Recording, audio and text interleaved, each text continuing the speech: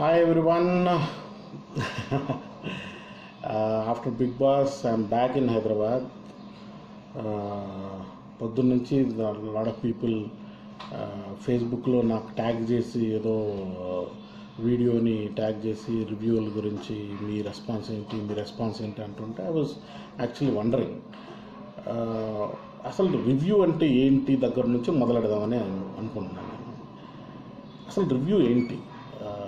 Cinema కావచ్చు, ఏదన్నా product కావచ్చు, కమర్షియల్ ప్రోడక్ట్ కావచ్చు, వెబ్సైట్లు కావచ్చు, మొబైల్ ఫోన్స్ కావచ్చు, సాహితీ రిలేటెడ్ పుస్తకాలు కావచ్చు, కవితా సంకలనాలు కావచ్చు, కథా సంకలనాలు కావచ్చు, ఇవి ఏవి వచ్చినా కూడా అటు సాహితీ విమర్శ కానివ్వండి, ఇటు సినిమా విమర్శ కానివ్వండి. ఎందుకంటే సినిమా ఈజ్ అన్ ఆర్ట్.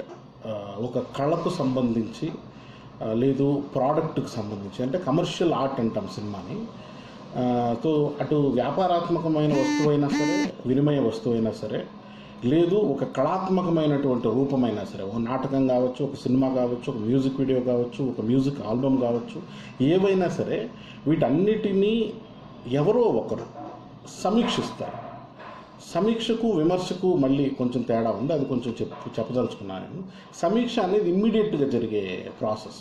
అంటే ఆ ప్రోడక్ట్ బయటకు రాగానే దాన్ని చూసిన వాళ్ళు తమ అభిప్రాయాన్ని కొంత చూసిన వాళ్ళు, ఇన్ ద సెన్స్ ప్రేక్షకుడికి విమర్శకుడికి ఉన్న చిన్న తేడా ఏంటంటే, ప్రేక్షకుడు తన అనుభూతిని చెప్పగలుగుతాడు, విమర్శకుడు తన అనుభూతి యొక్క ఆలోచనను కూడా పంచుకోగలడు. అంటే ఆ సినిమా చూస్తుండగానో, లేకపోతే ఆ నాటకాన్ని, ఆ మ్యూజిక్ వీడియోని చూస్తున్నప్పుడు తనకు కలిగిన అనుభవాన్ని లాజికల్గాను, ఒక హిస్టారికల్ కాంటెక్స్ట్ గాను, అంటే అంతకుముందు ఏ సినిమాలు వచ్చాయి, కొత్తగా రాబోయే సినిమాలు ఎలా ఉండాలనుకుంటున్నాము, వీటన్నిటి నేపథ్యంలో ఒక చారిత్రాత్మకమైనటువంటి, ఒక కళాత్మకమైనటువంటి నేపథ్యంలో దాన్ని ఒక బేరీజు అంటారు. అంటే ఒక estimate of that art for the current time. అంటే ఈ వారం వచ్చిన సినిమాలలో, లేదు ఈ వారం నేను చూసిన ఈ సినిమాలో ఈ లోటుపాట్లు ఉన్నాయి, ఇలా ఉంటే బాగుండేది, ఇలా ఎందుకు తీశారు, అంతకుముందు వచ్చిన సినిమాల్లో ఉన్న గొప్పతనం ఏంటి, ఈ సినిమాలో ఉన్నదో లేనిదో ఉన్నటువంటి లోపాలేంటి, వీటన్నిటి గురించి ఇమ్మీడియట్గా చెప్పే ఒక వివరణ సమీక్ష వారం తర్వాత చేయండి, 2 వారాల తర్వాత చేయండి అనేది ఈజ్ ఇల్లాజికల్. ఎందుకంటే అది విమర్శ వేరు, సమీక్ష వేరు. సమీక్ష ఇమ్మీడియట్గా జరిగేది. కాబట్టి సినిమా రిలీజ్ అయిన రోజుకో, లేకపోతే ఆ రోజు సాయంత్రానికో సమీక్షలు చేస్తారంటే, ఇంటర్నెట్ యుగంలో మీరు కొత్తగా టైం లిమిట్ పెట్టాలి అంటే కుదరదు. విమర్శకుడు అనేవాడు ఎవడో పైన ఆకాశం నుంచి అయితే ఊడిపడలేదు.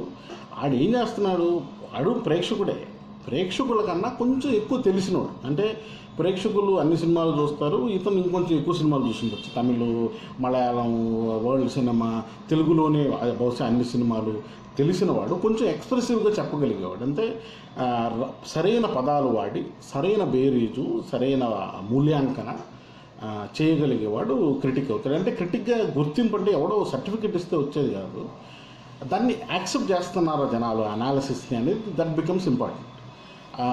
కొందరు యాక్సెప్ట్ చేస్తారు, కొందరు యాక్సెప్ట్ చేయరు. ఎందుకంటే at the end of the day సమీక్ష అనేది ఒక ఎక్స్ప్లెనేషన్ ఆర్ రాదర్ ఒక ఎక్స్ప్రెషన్ ఆఫ్ వన్ ఇండివిజువల్. అంటే ఒక వ్యక్తి తనకు తెలిసిన జ్ఞానంతో, తనకు తెలిసిన నాలెడ్జ్తో, తనకు తెలిసిన నేపథ్యంతో ఒక సినిమాని చూసి ఆ సినిమా మీద తన అభిప్రాయాన్ని వ్యక్తపరచడం అనేది సమీక్ష. సో ప్రేక్షకుడికి ఉన్న హక్కు సమీక్షకుడికి లేదు అనడం అనేది చాలా రాంగ్. ఎందుకంటే ఈజ్ ఆల్సో అన్ ఆడియన్స్. తను కూడా ఒక ప్రేక్షకుడిలాగానే అక్కడికి వెళ్ళాడు, ప్రేక్షకుడిలాగానే ఒక సినిమా చూశాడు. ఇతనుకున్న ఒకే ఒక అడ్వాంటేజ్ ఏంటంటే 2, ఒకటి తన నాలెడ్జ్ పోస్తే కొంచెం ఎక్కువ, 2 తనకి expression is more accurate in the sense acceptable పదాలతో దాన్ని వివరణ ఇవ్వగలిగే సత్తా ఇతనికి ఉందనేది బహుశా ఆ పత్రికో ఆ ఛానల్లో నమ్మారు. కాబట్టి అతను ఒక రికగ్నైజ్డ్ పొజిషన్లో ఉన్నాడు. అంటే ఒక యాక్సెప్టబుల్ పొజిషన్లో ఒక క్రిటిక్గా అతను ఉన్నాడు. అంటే అతనికి ఏదో తెలుసు అని ఆ యాజమాన్యం నమ్మిందో, లేకపోతే జనాలు ఇన్ జనరల్ చూస్తూ నమ్మారు అనేది మనం అర్థం చేసుకోవాల్సిన విషయం. కాబట్టి అతను ప్రేక్షకుడికి ఉన్న హక్కు సమీక్షకుడికి లేదు అనేది అసలు ఆర్గ్యుమెంటే కాదు. ఎందుకంటే he's maybe more informed audience. Critic is nothing but an informed audience. కాబట్టి అక్కడ ఒక ఇన్ఫార్మ్డ్ ఆడియన్స్కు హక్కు లేదు అనేది ఇట్స్ అన్డెమోక్రటిక్. ప్రేక్షకుడికి ఏ హక్కులు అయితే ఉన్నాయో, అంటే ప్రేక్షకుడు థియేటర్ నుంచి బయట రాగానే మైకులు పెడుతున్నాం మనం ఈ మధ్యకాలంలో, మీరు సినిమా గురించి ఏం ఆలోచిస్తున్నారు, ఏం స్పందిస్తున్నారని. అప్పుడు అందరూ ప్రేక్షకులు చెప్తున్నారు. కొంతమంది చెత్త సినిమా అంటున్నారు, కొంతమంది టైం వేస్ట్ అంటున్నారు, కొంతమంది డబ్బులు దండగా అంటున్నారు, కొంతమంది బ్రహ్మాండంగా ఉంది అంటున్నారు, పక్కన ఉండే వాళ్ళు ఏం బ్రహ్మాండంగా ఉందో చెప్పని అడుగుతున్నారు. ఇవన్నీ ప్రేక్షకుడి హక్కులు అయినప్పుడు సమీక్షకుడికి ఆ హక్కు లేకుండా ఎలా పోతుంది అనేది ఒక ప్రశ్న. కాబట్టి ప్రేక్షకుడు డిసైడ్ చేస్తాడు, సమీక్షకులు ఏం మాట్లాడకండి అంటే దట్స్ నో ఆర్గ్యుమెంట్. ఎందుకంటే ప్రేక్షకుడే డిసైడ్ చేస్తాడు at the end of the day. మీరు సమీక్షకులకి ఎక్కువ క్రెడిట్ ఇస్తున్నారేమో అని నా పెద్ద బాధ. ఎందుకంటే కొన్ని సినిమాలకి అసలు బాగలేదు అని రివ్యూ బహుశా అందరూ ఇచ్చినా కూడా సినిమా సూపర్ హిట్ అయ్యి 70 కోట్ల 100 కోట్లు కలెక్ట్ చేసిన సందర్భాలు ఉన్నాయి. కాస్త ఓకే అయిన సినిమా కొంత సమీక్షకులు బాగుందని చెప్పడం వల్ల బహుశా ఒక 10% 20% దానికి ఇంక్రీజ్ అయిన అవకాశాలు ఉంటాయమ్మా. అంతే తప్ప I think giving too much credit to critics. ఇప్పుడు క్రిటిసిజం అనేది ఫిల్మ్ బట్టి ఉంటుంది తప్ప క్రిటిసిజంని బట్టి ఫిల్మ్ తయారవ్వదు కదా.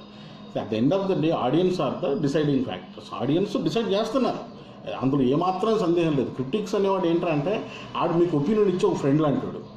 మనం సినిమాకి వెళ్ళే ముందు అంటే ఇప్పుడు 150 రూపాయలు 250 రూపాయలు ఖర్చు పెట్టాలి అంటే మనం ఫ్రెండ్స్ని అడుగుతాం ఫోన్ చేసి, బాబు ఏంటి సినిమా ఎలా ఉంది అనేది. అలాంటి ఫ్రెండే క్రిటిక్, అంతకుమించి ఇంకేం కాదు. అదే పెద్ద పెడస్టల్లో కూర్చొని అక్కడేదో నాకు అంతా తెలుసు, I'm the be all and end all అనుకునే మూర్ఖత్వం క్రిటిక్స్ ఉందని నేను అనుకోవట్లేదు. అండ్ అది అసలు డిసైడ్ చేయట్లేదని వాళ్ళకు తెలుసు. ఎందుకంటే క్రిటిక్స్ రబిష్ చేసిన సినిమాలు బ్రహ్మాండంగా ఆడిన సందర్భాలు లేవా. సో కాబట్టి that is one of the individual opinions. ఆ ఇండివిజువల్ ఒపీనియన్స్ మీద సినిమా డిసైడ్ చేస్తుంది, లేకపోతే సినిమాని ప్రేక్షకుల చేత చూడనివ్వకుండా చేస్తుంది అనేది ఇన్సెక్యూరిటీ తప్ప ఇంకోటి కాదు. At the end of the day critics, సమీక్షకులు, విమర్శకులు ఎవరైనా కానివ్వండి ప్రేక్షకుల్ని థియేటర్కి వెళ్ళడం నుంచి ఆపలేరు. సింపుల్. వాళ్ళు ప్రేక్షకులే సినిమాని డిసైడ్ చేస్తున్నారు, క్రిటిక్స్ కాదు. కాబట్టి don't give undue credits to critics. We're nobody and we're one of the audiences that we're watching your film. అక్కడ కాకపోతే మాకేదో కొంచెం చిన్న ఫోరం ఉంది, మమ్మల్ని వినేవాళ్ళు, చూసేవాళ్ళు, మా అభిప్రాయాన్ని గౌరవించేవాళ్ళు కొంచెంమంది ఎక్కువ ఉన్నారేమో, అంతకుమించి ఏం లేదు. బహుశా మేము కనుక మంచి సినిమా అని బాగలేదు అన్నాం అనుకోండి, మా మీద నమ్మకం పోతుంది జనాలకి, అంతే కదా. So we're only discrediting ourselves by rubbishing a film which is actually good. అలాంటి సందర్భాలు కూడా జరుగుతాయి. ఏమవుతుందంటే that point in time critic అనేవాడు వాడి నేపథ్యం నుంచి, వాడి ఆలోచన నుంచి సినిమా చూస్తున్నాడు. వాడి ఆలోచనకి అందరి సినిమా కొన్ని రావచ్చు. We may not even comprehend the greatness of the film. ఆ రిలీజ్ రోజు ఆ సినిమా యొక్క గొప్పతనం ప్రేక్షకుడికి కాదు కదా, క్రిటిక్ కూడా తెలియకపోవచ్చు. అలాంటి సినిమాలు కూడా ఖచ్చితంగా ఉన్నాయి. అండ్ అందుకనే ఫస్ట్ వీక్లో ఫ్లాప్ టాక్ వచ్చిన సినిమా సెకండ్ వీక్లో పికప్ అయిందని ఇండస్ట్రీ వాళ్ళే అంటుంటాం కదా. కాబట్టి so it is not one person or few people deciding the fate of the film. I think you are giving too much credit to critics. It is at the end of the day it is audience who are deciding it. కాకపోతే ఆడియన్స్కి సినిమాకి మధ్య వారధి లాంటి వాళ్ళు మాత్రమే critics. బహుశా వాళ్ళ అభిప్రాయానికి కొంతమంది ఎక్కువ విలువిస్తున్నారు, కొంతమంది తక్కువ విలువిస్తున్నారు, అంతే తప్ప సినిమాని డిసైడ్ చేయడంలో వీళ్ళు పెద్ద ఇంపార్టెంట్ రోల్ ప్లే చేస్తున్నారు నేనైతే నమ్మట్లేదు. ప్లీజ్ మీరు కూడా నమ్మకండి. It is too much of credit for them. That's what I wanted to say, but I can take any of the questions that you have.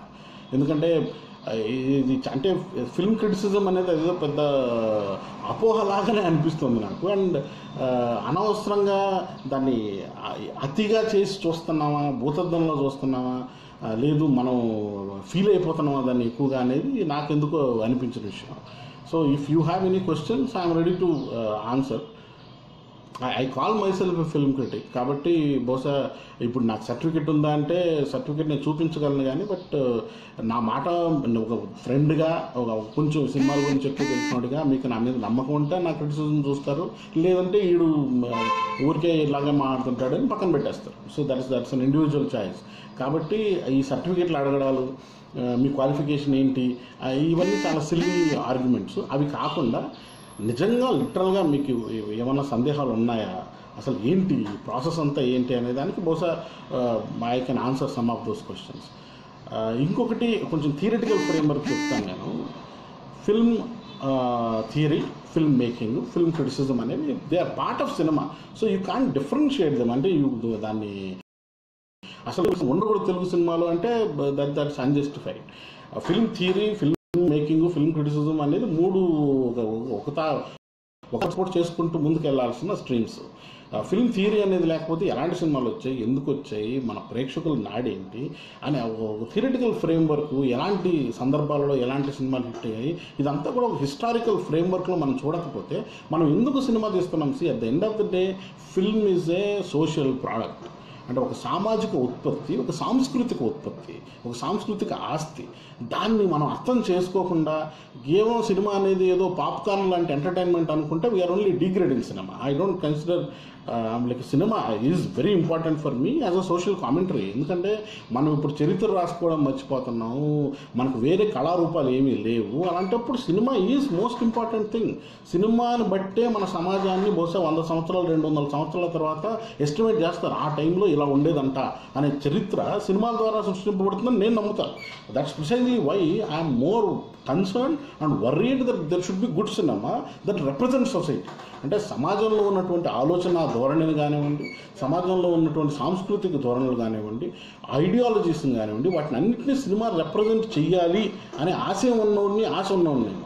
That's precisely what I would look into a film. అంటే ఫిల్మ్లో ఈ joke ఇలా పెళ్ళింది, ఆ joke అలా పెళ్ళింది అనే దానికన్నా ఈ కథ నేపథ్యం ఏంటి, ఈ కథ ఎందుకు ఇలా చెప్పబడింది అనేది ఒక స్టోరీ టెల్లింగ్ పాయింట్ ఆఫ్ వ్యూలో నేను చూడాలనుకుంటాను. అందుకని my understanding of cinema, my appreciation of cinema would be depending from that ideology. So అందుకనే ఆ సినిమా అనేది దాని యొక్క ఇంపార్టెన్స్ని తగ్గించకుండా ఆ సినిమాలో ఉన్నటువంటి లోటుపాట్లు, అది ఎలా చూస్తే బాగుంటుంది, ఎందుకు ఇలా తీయబడ్డది, ఇవన్నీ కూడా ఒక సమీక్షలో భాగాలే. వాటిని అన్డ్యూ క్రెడిట్ ఇవ్వడమో లేకపోతే వాటిని బట్టి సినిమాలు డిసైడ్ అవుతున్నాం అనే దాన్ని పక్కన పెట్టి I think we should start appreciating it for what it is. అంటే at the end of the day critical tradition is a lower level creativity. అంటే క్రియేటివిటీ అనేది ఒక సృజన అనేది అత్యంత గొప్ప అద్భుతమైన విషయం. సినిమాలు తీస్తున్న వాళ్ళు ఎలాంటి సినిమా అయినా సరే, అది నాకు నచ్చినా నచ్చకపోయినా వాళ్ళు తీసేటప్పుడు పడ్డ కష్టం కానివ్వండి, వాళ్ళ ఆలోచన కానివ్వండి, ఒక ప్రాసెస్ ఆఫ్ క్రియేటివిటీ కానివ్వండి, that is the highest level of creative order. Criticism అనేది lowest level of creative order. అంటే ఆల్రెడీ ప్రోడక్ట్ ప్రొడ్యూస్ అయిపోయిన తర్వాత దాని గురించి చేసే ఒక అనాలసిస్ ఆర్ట్ కన్నా గొప్పది అవ్వదు. Art is always great and criticism is the lowest level of art form of appreciating art. కాబట్టి అనవసరంగా దాన్ని పెద్దది చేసి చూడడమో లేకపోతే కించపరిచి చూడడమో రెండు కూడా ఇంపార్టెంట్ అనేది నేను అనుకోవట్లేదు. I'm still looking at people watching it. ఏమన్నా క్వశ్చన్స్ ఉంటే I'm ready to take the questions. What ever I had to say I said it. కాబట్టి ఇప్పుడు ఎవరైనా క్వశ్చన్స్ ఉంటే please ask.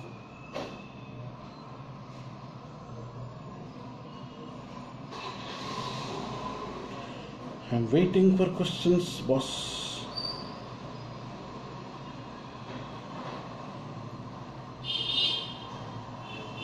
There seem to be no questions.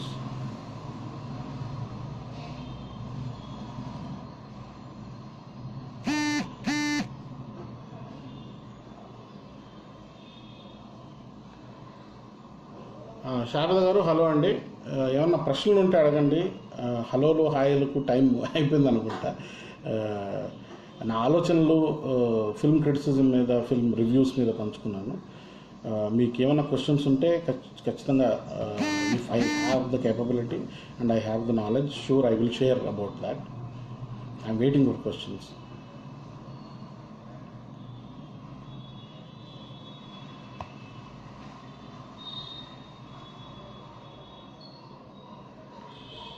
So there are 340 active audience watching it, but I am not finding any questions.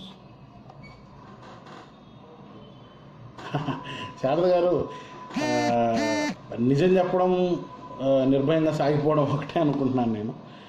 Thank you. Raj Chandu, next project Egise Tarajuvvalu రెడీగా ఉందండి, ready for release. Mostly 13th October release అనుకుంటున్నాము. దాని plans we have already started, pre release activities కొన్ని start చేశాము. So thank you.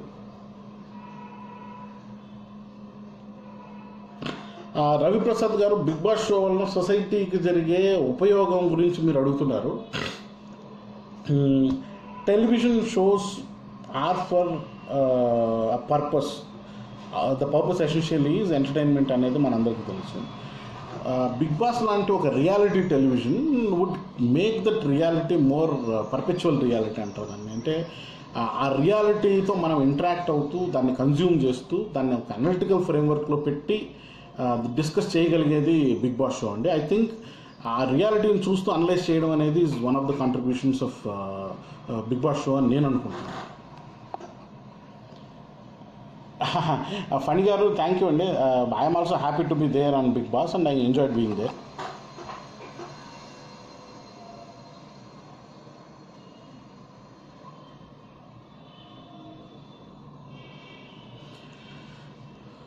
So అలాగే ఇప్పుడు సినిమాని బట్టే సమీక్ష ఉంటుంది కానీ సమీక్షను బట్టి సినిమాలు తయారవ్వట్లేదు కదా. సో సినిమా కొందరికి నచ్చవచ్చు, కొందరికి నచ్చకపోవచ్చు.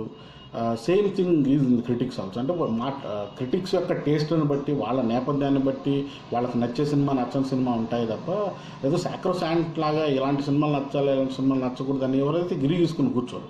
ఆ థియేటర్లో కూర్చున్నప్పుడు వాళ్ళ అనుభవం ఏంటో దాన్ని కొంత అనలిటికల్ ఫ్రేమ్వర్క్లో పెట్టి చెప్పగలిగే వాళ్ళు మాత్రమే క్రిటిక్స్. అంతకు మించి ఏమీ లేదనుకుంటాను. మునిరాజ్ గారు, Hariteja is one of my favourite in the show two sir. ఆ అమ్మాయి విన్ అవ్వకపోవడానికి కారణం అంటే ఓట్లు తక్కువ వచ్చాయి అనేది ఆబ్వియస్ రీజన్, అందరికీ తెలిసింది. కానీ ఓట్లు ఎందుకు తక్కువ వచ్చాయి దగ్గర కొన్ని ప్రశ్నలు ఉన్నాయి. ఎందుకంటే she is a performer, star performer in Bigg boss. And లిటరల్గా ఎంటర్టైన్మెంట్ క్వశ్చన్ కానివ్వండి, the way she grew in the show కానివ్వండి, she had great contribution to the show. ఆ అమ్మాయికి అంత తక్కువ ఓట్లు ఎందుకు వచ్చాయి, ఏ సెగ్మెంట్ నుంచి వచ్చాయి అనేది బహుశా మనం ఓటింగ్ ప్యాటర్న్ చూస్తే తప్ప అనలైజ్ చేయలేము. కాబట్టి at this point in time analysing that result is very difficult for me because I don't have numbers and segmentation కనుక తెలిస్తే బహుశా I will be in a better position to answer.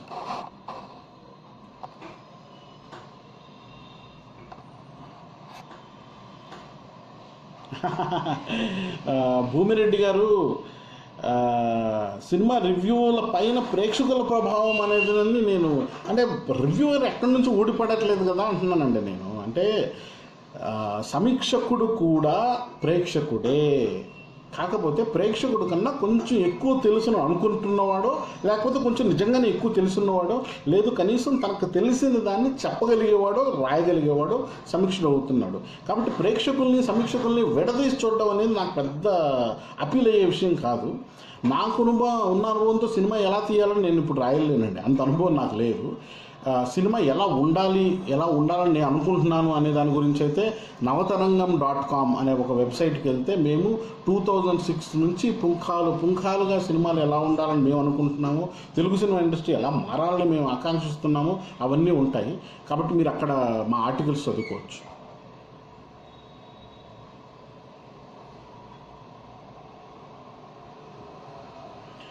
Sharada గారు thank you అండి.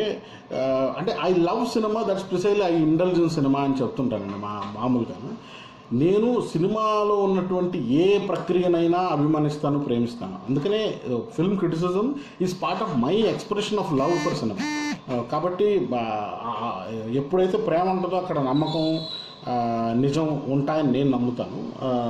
That's precisely why I talk about cinema with such a passion.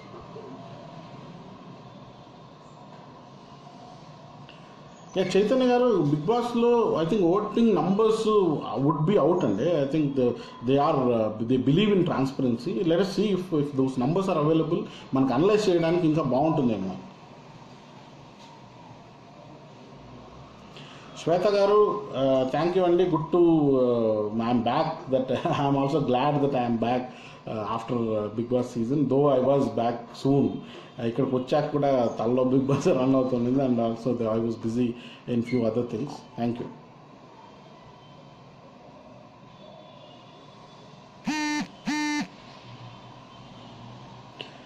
Ravindra Phule, critic ఒక స్థాయి ఉంటుందని మీరు నమ్ముతున్నారు, I also believe.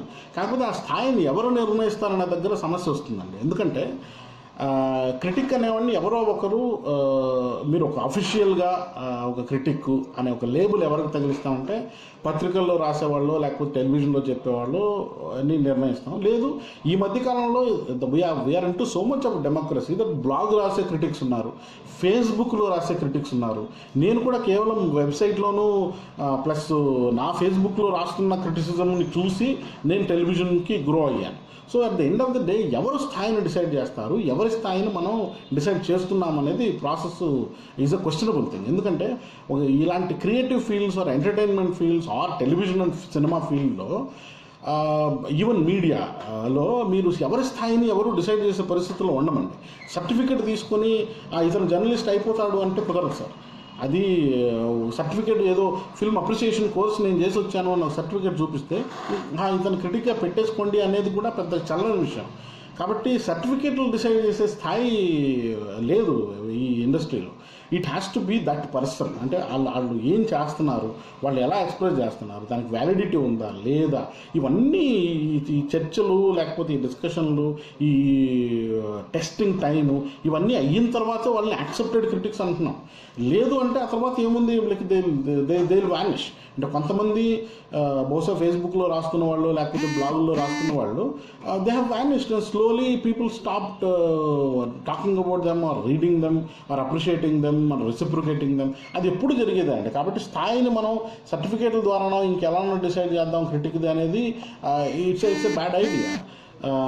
But yes, క్రిటిసిజంకి స్థాయి ఉండాలి. అంటే అది నిజంగా వాళ్ళు ఒక ఇన్ఫార్మ్డ్ నాలెడ్జ్ నుంచి మాట్లాడుతున్నారా లేదా, వాళ్ళు చెప్పే విషయాలు కానివ్వండి కొంత అనలిటికల్ ఫ్రేమ్వర్క్లో ఉందా లేదా, ఇవి ఖచ్చితంగా మనకే తెలుస్తూ ఉంటుంది. ఇఫ్ యూఆర్ రీడింగ్ కొంతమంది రాస్తుంటారు editing is okay, cinematography is not bad, అంటే that doesn't mean anything. So అలాంటి వాళ్ళ క్రెడిబిలిటీ ఆటోమేటిక్గా తగ్గిపోతుందో లేకపోతే ఆటోమేటిక్గా ఆడియన్స్ రీడర్స్ చూడడం మానేస్తారని నేను నమ్ముతాను. If you are good at it, you will be there. If you are not good, you will vanish.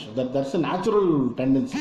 కాబట్టి న్యాచురల్ ప్రాసెస్ని మనం చేయడానికి ఏం లేదు అక్కడ.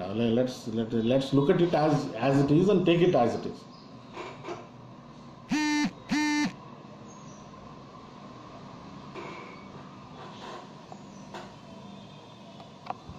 Okay, there seem to be no questions about criticism as such.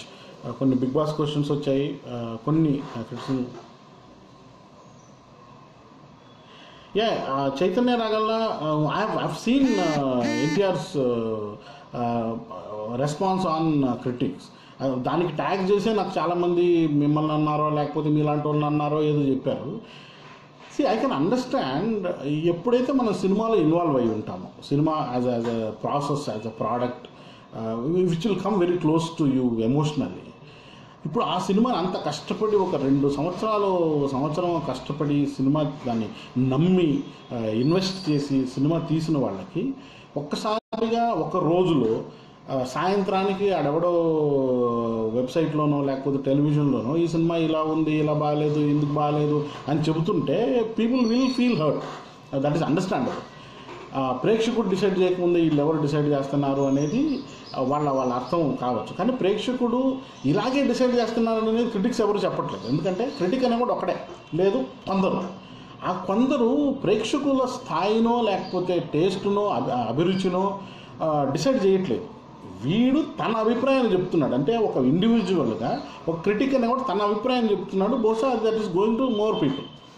అక్కడ తన అభిప్రాయాన్ని వ్యక్తపరిచే హక్కు తనకు లేదని కానీ, తన అభిప్రాయం వ్యక్తపరచడం వల్ల సినిమా ఇంపాక్ట్ అవుతుందని కానీ అనేవి పెద్ద ఆర్గ్యుమెంట్లు కాదు. ఎందుకంటే at the end of the day audience are the ones who are deciding how the film is going to fare at box office.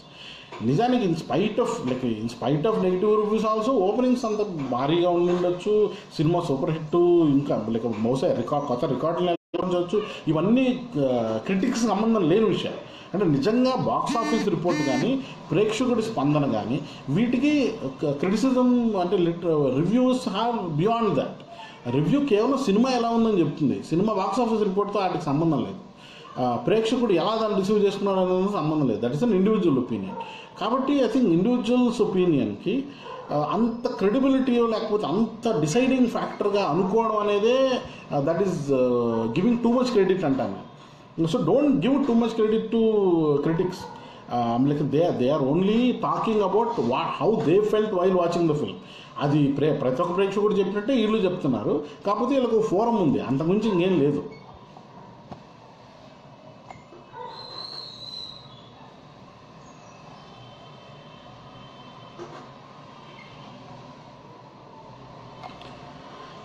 Ravindra Pullam గారు, criticism is a process of ఎలా చెప్పాలి దాన్ని, weighing how the film is. అంటే దాంట్లో positive ఉంటుంది, దాంట్లో negative ఉంటుంది, దాంట్లో ఒక అనాలిసిస్ ఉంటుంది, దాంట్లో ఒక ఫీలింగ్ని షేర్ చేసుకునే విధానం ఉంటుంది. ఇవన్నీ కూడా పార్ట్ ఆఫ్ క్రిటిసిజం.